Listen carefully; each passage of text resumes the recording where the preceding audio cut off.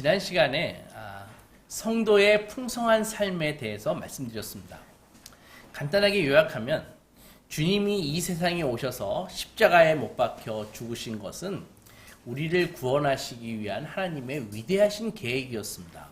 그것은 단지 죄에서 구원해내고 마지막에 우리를 천국으로 이끄시기 위함만이 아니라 이 땅에서도 한없는 기쁨과 감격 속에서 하나님을 경배하고 하나님을 찬송하며 살아갈 수 있는 그런 풍성한 삶으로 우리를 이끄시기 위해서 우리를 부르신 것입니다.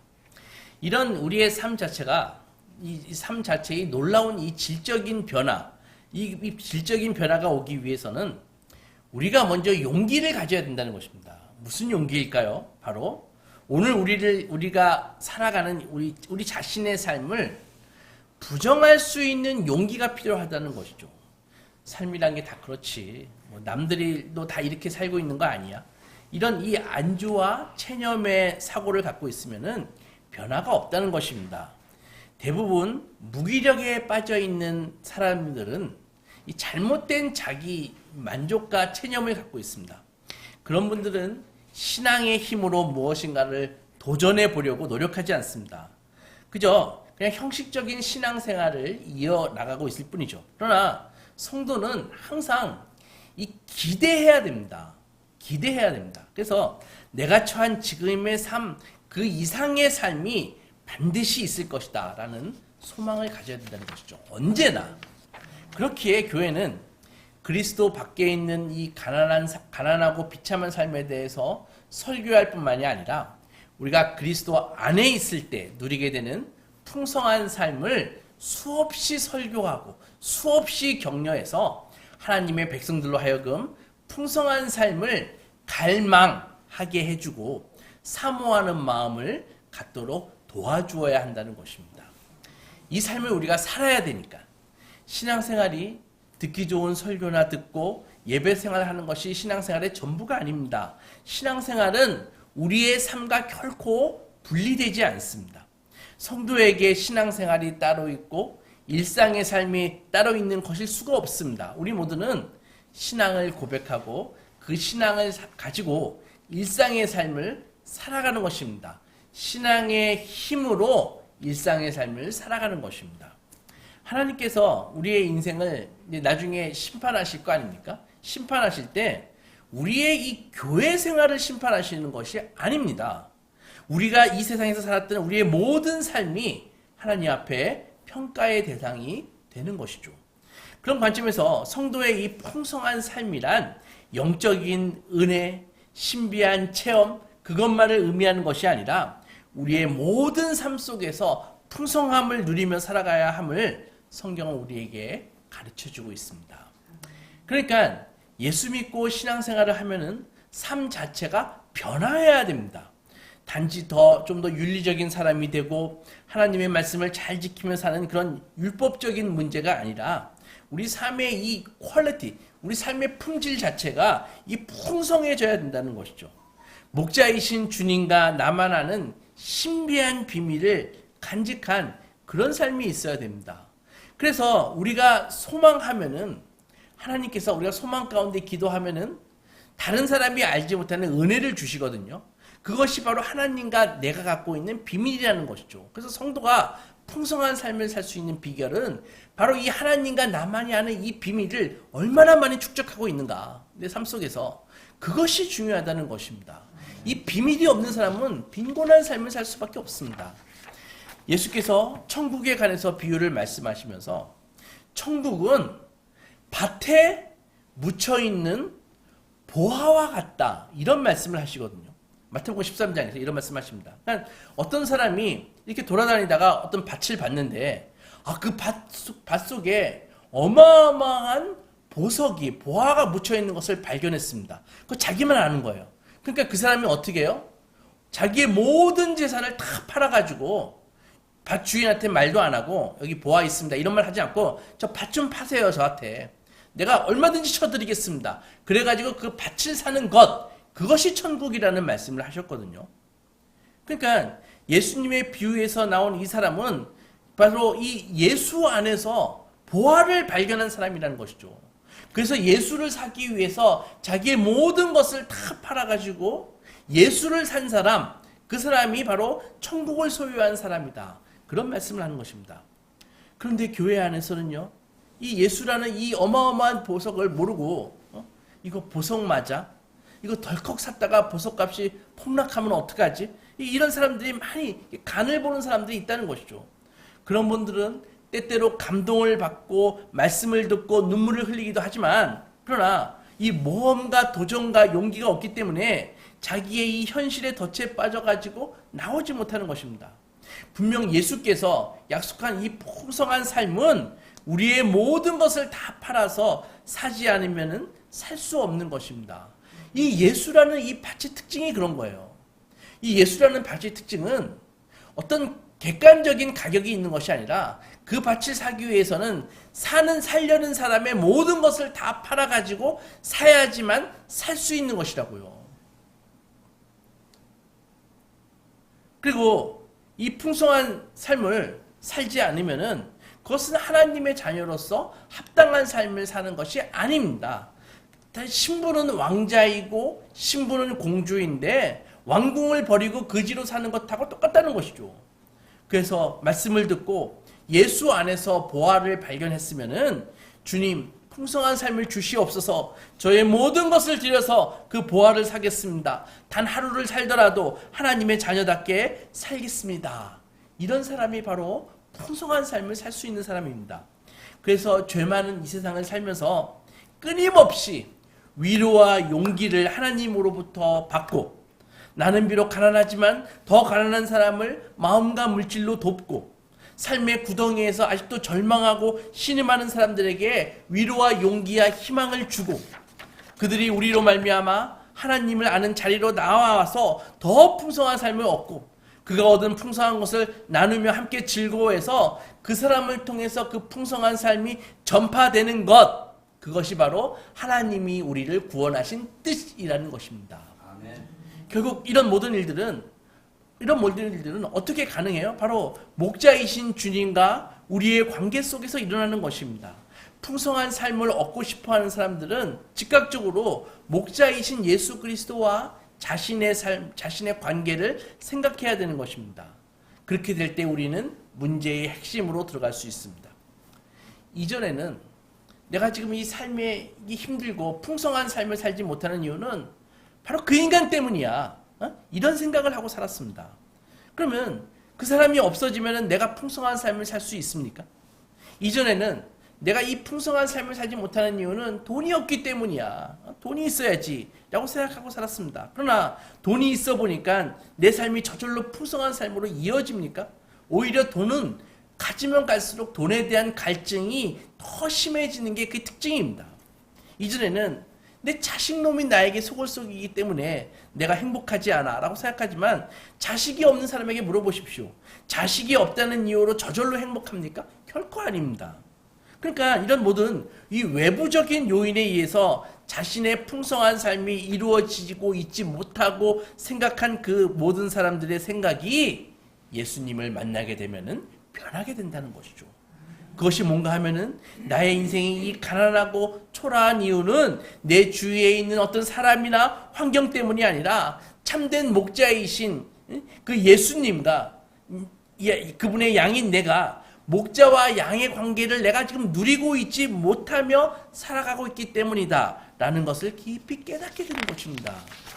바로 그 지점부터 성도는 이제 복의 자리로 서서히 돌아오게 되는 것입니다. 그때 지금까지 내가 정말 주님을 떠나 살고 있었구나 라는 것을 깨닫게 되는 것이죠. 바로 주님을 떠나 있는 그 신앙의 상태가 우리에게 가난하고 초라한 삶으로 나타나는 것입니다. 목자인 주님과 동행하고 주님 곁에 있을 때는 양의 우리의 삶이 풍성하게 드러나는 것은 너무도 당연합니다. 그래서 성도가 예수 그리스도와의 관계를 새롭게 할 때 풍성한 삶으로 나아갈 수 있다는 것이죠. 여기에서 한 걸음 더 나아가면은 예수 그리스도께서는요, 우리 한 교회의 양떼들을 이렇게 칠 때, 목양할 때 당신의 종을 통해서 다스리시고 이끌어 가십니다. 그러므로 한 교회를 목회하고 있는 이 목회자와 여러분들이 어떤 관계를 맺고 살아가느냐, 그것이 풍성한 삶을 위해서 매우 중요하다는 사실입니다. 이 관계에는 두 가지 조건이 충족돼야 되는데, 첫째는 일단 목자가 저 사람이 예수 그리스도라는 그 양의 문을 통과한 사람인가, 그게 중요하다는 것이죠. 예수 그리스도라는 그 문을 통과하지 않은 목자는 그건 목자가 아닙니다. 그건 사꾼입니다. 그래서 예수 그리스도라는 그 문을 통과해서 들어와가지고 정말 주님의 마음으로 양떼를 목양하고 양들로 하여금 풍성한 삶을 살게 주어야겠다라는 간절한 의식을 그 목자라는 사람이 갖고 있는가, 그게 중요하다는 것이죠. 단순히 모이는 수로 만족하고 늘어나는 교인으로 만족한다면 그 사람은 사업가지 목자가 아닙니다.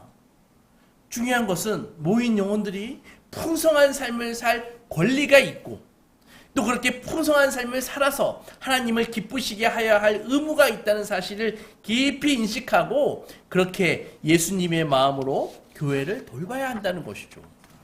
두 번째는 목양을 받고 있는 양떼들이 그 목자를 통해서 주시는 하나님의 그 풍성한 진리와 은혜를 받고 있고, 그렇게 될 때에 풍성한 삶을 누리는 일들이 가능하다라는 확신을 가지고 목자와 바른 관계를 가져야 한다는 것이죠. 양떼가 목자에 대해서 바른 관계를 갖는다는 것이 목사님에게 좋은 선물을 해주고 아주 맛있는 식사 접대를 하는 것, 그런 걸 이야기하는 것이 아닙니다. 실제로 목자와 양에 대해서 한번 생각해 보십시오. 들판에 뛰노는 양이 목자를 위해서 무엇을 합니까? 양이 목자에게 목자님, 저희를 목양하시느라 얼마나 다리가 아프십니까? 제가 집까지 태워드릴게요 하면서 말할 때 목자가 미친 척하고 양에게 올라타면 어떻게 돼요? 양 허리 부러집니다. 양이 목자에게 해줄 수 있는 최고의 섬김은 바로 순종하는 것입니다. 목자가 양에게 얘들아 거기로 가지 마라, 그러면 가지 말아야 됩니다. 그렇지 않고 네가 뭘 알아, 이런 식으로 생각하면은 그 양은 목자 떠나야 됩니다. 주일에 빠지지 말고 교회에 와서 말씀의 꼴을 꼭 먹어라, 그러면 와서 먹어야죠. 지금은 물 마실 시간이다, 그러면 마셔야 됩니다. 그것이 양떼들이 목자에게 해줄 수 있는 그게 최선인 것입니다. 그런데 문제는 뭐예요? 앞에 나온 그 진정한 목자이신, 큰 목자이신 우리 예수 그리스도는 완전하신 분이시잖아요. 그런데 뒤에 와가지고 지금 여러분 앞에 서 있는 이 목자는 완전하지 못하고 허물 많은 인간입니다. 그러니까 어때요? 무엇을 결정하고 생각하는 일에, 판단하는 일에 있어서 예수님은 완벽하지만 인간은 불완전하다는 것입니다. 그러니까 뭐예요? 돕는 사람들이 필요하다는 것입니다. 바로 합력해서 선을 이루는 것이죠. 그래서 교회는 일꾼들을 세우고, 그래서 하나님의 일을 키우고, 그래서 하나님의 일을 같이 해나가는 것입니다. 예수께서는 이런 말씀을 주심으로써 성도가 예수 그리스도 그분의 관계뿐 아니라 이 세상에 살아가면서 신앙생활을 하면서 교회에서 목자와의 관계를 바르게 하는 가운데 우리에게 풍성한 삶이 나타날 것임을 가르쳐주고 계십니다. 풍성한 삶을 누리려면은 목자를 진심으로 사랑하고 경외하는 그런 삶이 되지 않으면 불가능합니다. 오늘 우리가 읽은 성경에서 예수 그리스도께서는 이 풍성한 삶에 대해서 이야기하시면서 자신을 선한 목자라고 소개하고 계십니다. 나는 선한 목자다, 이렇게 말씀하시거든요. 사실 인간적으로 얘기하면 이 말이 조금 좀 쑥스러운 말 아닙니까? 주님이 선하시다는 것은 다 알지만은 제가 만약 여러분에게 저는 아주 선한 목사입니다, 그러면은 여러분께서 조금이라도 그렇게 좀 했다가도 뭐야? 저 사람이 갑자기 오늘 더워서 좀 더위를 먹었나? 이렇게 생각할 건 아닙니까? 뭔가 사람을 조금 좀 높이 평가해주고 싶다가도 스스로 자기가 자기 자신에게 어쩌고 저쩌고 하면은 잘났어 정말, 이렇게 생각하는 것이 인간의 심리입니다. 근데 주님이 나는 선한 목자다라고 하실 때 주님을 향해서 그렇게 얘기할 수는 없지만 우리는 주님이 선한 목자이심을 다 알고 있습니다. 그럼에도 주님께서 왜 나는 선한 목자다라고 하셨을까요? 이것의 의미는 너희는 주님이 내가 선한 목자임을 명심해야 한다라는 의미입니다. 그러면 주님은 왜 그런 말씀을 주셨을까요? 다 아는데. 여러분, 인생의 모든 문제는 결국은 믿음의 문제입니다. 믿음이 뭡니까? 하나님을 만나기 전에 내 인생을 내 마음대로 살던 그 삶의 방식을 포기하고 목자이신 예수님께 내 인생의 인감도장 다 맡기는 것이 믿음입니다. 그런데 사람들이 그렇게 주님께 다 맡기다가 이거 부도나면 어떻게 하면서 다 맡기지 못하는 것입니다. 이것을 성경은 불신앙이라고 이야기하는 것입니다. 우리가 하나님을 온전히 믿고 풍성한 삶을 누리지 못하는 이유는 바로 예수님이 본인에게 선한 것 같지 않기 때문에 그렇게 생각하는 것입니다. 물론 말로는 목사님, 저는 나 예수님에 대해서 한 번도 그렇게 생각한 적이 없는데요. 말로는 항변할 수 있어요. 하지만 실천적으로 그렇게 행동한다. 그런 말씀입니다. 삶의 결정권을 주님의 뜻이 아니라 본인의 뜻에 따라서 결정해버리는 일이 비일비재하다는 것이죠. 하나님은 언제나 온전한 것을 원하십니다. 옛날 구약시대에도 제사 드릴 때 이런 사람들이 있었어요. 하나님 앞에 이 양과 소 드리는 게 아까우니까 병든 양이나 소를 드리거나 아니면 다리 하나 저는 것, 눈 하나 빠진 것 이런 거 드리는 사람들이 있었습니다. 아무 의미 없습니다. 하나님께서 그런 것을 결코 받으시지 않습니다. 오히려 안 드리니만 못합니다. 아나니아와 삽비라 그 부부를 아시잖아요. 안 드렸으면 아무 일도 없을 텐데 왜 거짓말하고 엉터리로 드리니까 큰 해를 받지 않습니까?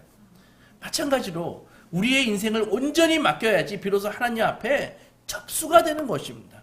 그런데 사람들이 좀 떼어놓고 맡겨야지 라고 생각하거나 아니면 이거 다 맡겼다가 잘못 인도하시면 망하는 건 나잖아 이런 생각하고 머리 굴리고 막 생각한다는 것이죠.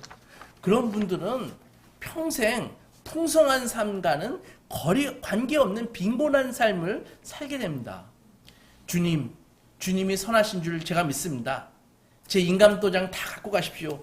제 인생은 이제 주님의 손에 달렸습니다. 라고 말할 때 주님께서 이런 태도로 나아오는 삶, 이것을 믿음으로 여기시고 풍성한 삶으로 인도하십니다. 오해하지 마세요. 그렇다고 다음 주에 저한테 인감도장 갖고 오지 마세요. 그거 무슨 말이에요? 믿음의 결정을 하시라는 것입니다. 믿음의 결정을. 하나님이 제일 가증하게 여기시는 것이 양다리 걸치는 삶입니다. 차지도 않고 덥지도 않은 것. 예수를 잘 믿는 것도 아니고 안 믿는 것도 아니고. 그래가지고 어떻게 해요? 라오디게아 교회가 그렇게 행동했다가 예수님께 강한 책망을 받으셨잖아요. 너희가 왜 차지도 않고 뜨겁지도 아니하냐? 내가 토해버리겠다. 예수께서 그렇게 말씀하셨잖아요. 가나안을 정탐했던 그 12명의 정탐꾼들, 여호수아와 갈렙을 제외하고 10명의 정탐꾼들을 보십시오. 그들은 하나님 앞에 마음을 확정하지 못하고 세상을 의지했습니다. 그 결과가 어떻게 했어요? 세상을 자꾸 바라보니까 세상을 바라보는 것의 특징은 탐욕과 두려움입니다. 둘 중에 하나예요. 우리가 하나님을 바라보지 않고 세상을 바라볼 때 나타나는 현상은 딱 두 가지입니다. 탐욕에 빠지든지 세상을 두려워하든지 이것이라고요. 결국 그들은 세상을 무서워하고 두려워하고 거기는 거인이고 우리는 메뚜기하고 똑같습니다. 이런 식으로 하다가 그 불신앙으로 인해 가나안에 들어가지 못하고 다 죽었잖아요. 다 심판받았잖아요. 그러면 왜 그들은 그렇게 불신앙적인 삶을 살았을까요? 바로 주님이 자기들의 선한 목자이시고 예수 그리스도만이 내 인생을 가장 완벽하게 인도하실 것이라는 사실을 온전히 신뢰하지 않았기 때문입니다. 그래서 그들은 세상과 믿음 사이에서 이중적인 삶을 살았습니다. 여차해 보면은 내가 좋은 쪽으로 내가 옮겨가야지, 갈아타야지 그런 생각을 하고 살았습니다.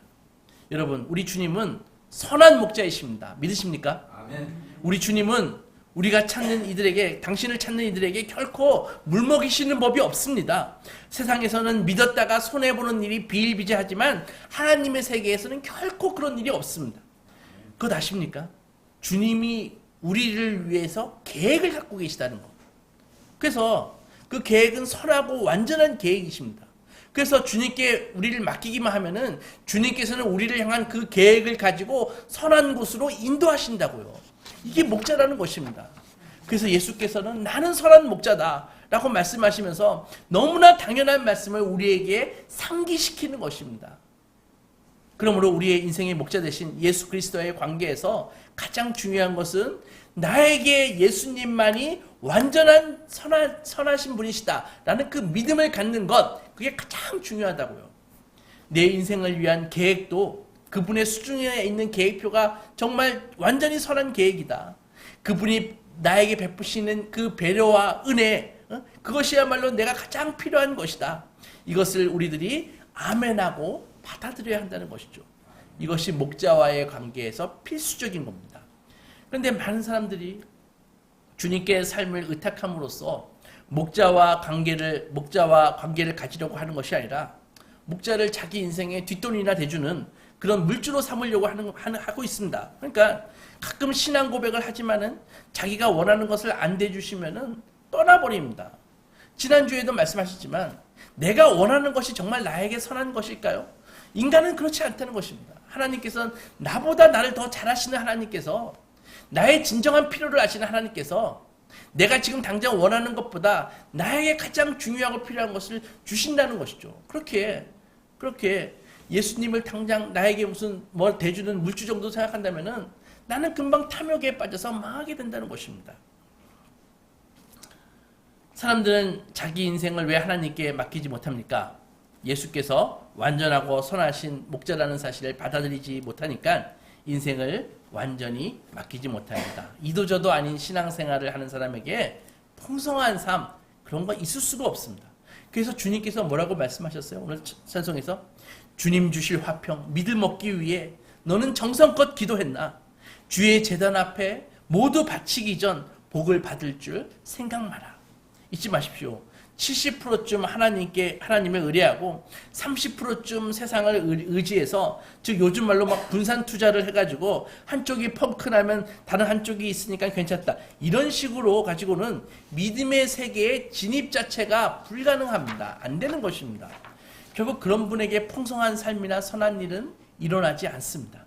하나님만이 완전한 신이시고 그분만이 나의 삶을 풍성하게 하실 수 있다는 것을 믿으시는 여러분들이 되시기 바랍니다. 아멘. 그러면 본문 11절에서 나는 선한 목자라, 선한 목자는 양들을 위해서 목숨을 버리거니와, 이렇게 말씀하고 있습니다. 선한 목자와 사꾼 목자를 어떻게 구별할까요? 여러분들 오랫동안 신앙생활 해오셨죠? 선한 목자도 보셨을 것이고 사꾼 비슷하신 분들도 보셨을 것입니다. 어떻게 구별합니까? 결론부터 말하면 선한 목자는 양들을 위해서 목숨을 버리고 사꾼 목자는 결코 그렇게 할 수 없다는 것입니다. 이 말은 선한 목자에게 있어서 최고의 가치와 사꾼 목자에게 있어서 최고의 가치가 다르다는 말씀입니다. 어떻게 다를까요? 여기에 한 사꾼 목자가 있다고 칩시다. 예배 시간에 다 되어가는데 저기서 유튜브를 보고 있습니다. 월드컵이 지금 열리고 있거든요. 그래서 우리나라가 출전해서 지금 막 경기를 하고 있습니다. 지금 손흥민이 막 골을 넣으려고 그러는데, 그래서 사꾼 목자가 막 보고 있는데 성도님이 가가지고 목사님 지금 예배 시간 다 됐습니다. 성도님 와 계십니다. 빨리 찬양 인도하셔야죠. 빨리 예배 진행하셔야죠. 하니까 목사님이 하는 말이 예배는 무슨 예배? 지금 축구 봐야지. 손흥민이 지금 골 넣으려고 그러는데. 그런 사람이 있을까요? 그런 사람 없습니다. 무슨 말입니까? 평상시에는 선한 목자와 사꾼 목자가 다 비슷하게 산다는 것입니다. 사꾼 목자들도 종교적인 삶과 그 예식지대를 통해서 선한 목자와 아주 비슷하게 살고 있습니다. 그러나 문제는 어디에서 드러납니까? 항상 사꾼의 마음은 양들이 구원을 받고 풍성한 삶을 사는데 그것에 관심이 있지 않습니다. 그것은 자기 사역에 있어서 최고의 가치가 아닌 것입니다. 그러니까 결정적인 순간에 양들을 살릴 것인가 자기의 목숨을 살릴 것인가 하는 선택의 기로에 있을 때 사꾼 목자의 그 악함이 드러나는 것입니다. 오늘 성경 요한복음 10장 11절에서 나는 선한 목자라, 선한 목자는 양들을 위해서 목숨을 버린다 라고 하셨는데, 그 말씀은 선한 목자이신 주님이 곧 양들을 위해서 십자가를 지시고 죽으실 것임을 예언한 그 예언 가운데 나온 말씀입니다. 여기서 우리는 깨달아야 됩니다. 예수님도 살고 우리도 구원받으면 얼마나 좋겠습니까? 그러나 그 두 개는 조화를 이룰 가능성이 없습니다. 물론 잠시 예수께서 겟세마네 동산에서 십자가 지시기 전에 너무 힘드셔서 하나님께 기도했잖아요. 아버지, 만일 아버지의 뜻이거든 이 잔을 내게서 옮겨주십시오. 그리고 바로 기도하셨잖아요. 하지만 내 원대로 하지 마시고 아버지의 원대로 되기를 원하나이다. 이렇게 하셨잖아요. 즉 양자 사이의 조화가 불가능합니다. 양들을 구하기 위해서는 목자는 죽어야 됩니다. 목자도 살고 양을 사는 방법은 없습니다. 그건 다 가짜고 사기입니다. 그런데 예수께서 우리에게 생명을 주시기 위해 죽음을 택하시는 십자가의 길을 걸어가심으로써 당신이 선한 목자이심을 보여주셨습니다. 예수께서 오늘 성경에서 이 말씀을 하실 때는 아직 십자가 지시기 전이니까 사람들이 앞으로 일어날 일에 대해서 예언을 받은 것이죠. 그러나 우리는 이미 십자가 사건은 일어난 사건입니다. 주님께서 우리를 위해 십자가에 못 박히시고 죽으시고 부활하셨습니다. 의심할 여지 없이 이제 주님을 영접한 우리 성도는 다 영원한 생명을 얻습니다. 기술적으로 성도는 죽음을 경험할 수 없습니다. 죽는 그 순간에 바로 천국으로 가기 때문입니다. 이제 십자가 사건은 예측이나 가능성의 사건이 아니라 역사 속에서 이미 이루어졌고 십자가의 사랑이 만천하에 밝히 드러났습니다. 이렇게 밝히 드러난 십자가의 진리 앞에서 만약 우리가 예수 그리스도의 선하심을 의심하고 산다면 그 죄가 훨씬 크다는 것입니다. 교회 안에 진리가 있고 교회 안에 풍성한 은혜가 있고 그 속에서 목회자와 바른 관계 속에서 참 목자이신 예수 그리스도를 깊이 알아가면서 하나님과 동행하며 살아가는 풍성한 삶이 있음에도 불구하고 이것을 싫어하고 거절하는 이유가 무엇입니까? 바로 목자 없이 내 마음대로 살고 싶다는 욕망 때문입니다. 그것이 그들로 하여금 길을 잃어버리게 하고 있습니다. 우리가 잘못된 이런 욕망을 실험해 보는 동안 괜찮지 않을까 이렇게 살아가는 동안 우리의 풍성한 삶이 약속되어 있음에도 불구하고 그 약속을 온전히 누리지 못하고 그렇게 계속 가난하고 초라한 삶을 살게 되는 것입니다. 불신 가운데 있다는 것은 우리 삶의 그 불완전함과 초라함으로 계속 나타나는 것입니다. 사랑하는 소망교회 성도 여러분, 예수 그리스도는 겸손하신 분이심에도 불구하고 나는 선한 목자다 이렇게 말씀하셨습니다. 예수께서 하늘 영광 버리시고 낮고 천한 이 죄 많은 세상에 오셔서 자신을 다 주시며 섬기는 삶을 사셨는데도 사람들이 그것을 아멘하고 받아들이지 못하니까 주님 스스로 당신 자신이 나는 선한 목자다. 너희에게 선한 사람은 나밖에 없다. 라고 권위 있게 밝히신 것입니다. 가장 위험하고 불쌍한 사람은 바로 목자 없는 사람입니다. 목자가 없으니까 어떻게 해요? 자기 자신이 목자가 돼가지고 지금도 스스로 목자가 돼가지고 이렇게 해보고 저렇게 해보고 여기서 충돌하고 저기서 충돌하면서 목자 없는 양같이 방황하지만 결국 결론은 뭡니까? 이 시대에 먹잇감이 되어버린다고요. 왜 우리는 걱정과 근심과 스트레스의 노예가 되어 있습니까? 다 참된 목자가 없기 때문에. 참된 목자가 있다 해도 그 목자를 온전히 의지하지 않으니까 그렇게 되는 것입니다. 왜 목자를 의지하지 않습니까? 목자를 온전히 의지했다가 부도날까봐 의심하기 때문입니다. 결국 모든 것은 믿음의 문제이고 믿음이 없이는 하나님을 기쁘시게 할 수도 없고 은혜도 없습니다. 그런 우리에게 주님은 오늘도 말씀하십니다. 사랑하는 아들아, 나의 어여쁜 딸아, 내가 바로 너희의 선한 목자다. 선한 목자는 양들을 위해서 목숨을 버린다. 수고하고 무거운 짐진 자들아 다 내게로 오라. 내가 너희를 쉬게 하겠다. 나는 마음이 온유하고 겸손하니 나의 멍에를 메고 내게 배우라. 그리하면 너희 마음이 쉼을 얻으리니 내 멍에는 쉽고 내 짐은 가벼우니라. 여러분, 우리 참된 목자이신 예수 그리스도께 맡긴 만큼 안식을 누리는 것입니다. 맡긴 만큼 쉼을 얻는 것입니다. 맡긴 만큼 풍성한 삶을 살고 맡긴 만큼 승리하는 인생을 사는 것입니다. 아무쪼록 우리 소망가족 모두 참된 목자이신 우리 주 예수 그리스도를 선한 목자로 모시고 그분이 공급하시는 은혜와 진리 가운데 풍성한 삶을 누리시기 주님의 이름으로 축원합니다. 아멘. 기도하고 가겠습니다.